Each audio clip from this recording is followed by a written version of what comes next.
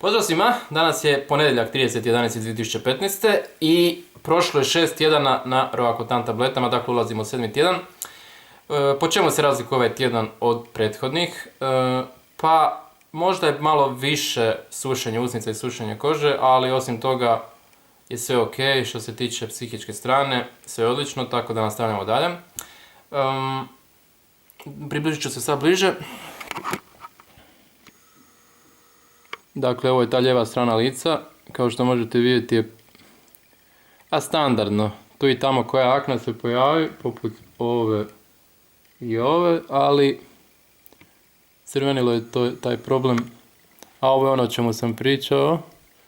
Dakle, malo uvećano sušenje i usnica. Tu mi je izišao jedan mali.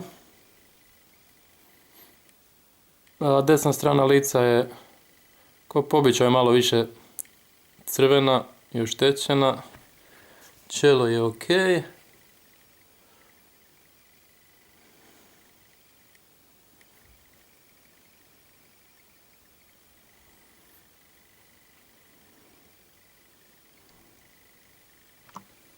Eto, to je to.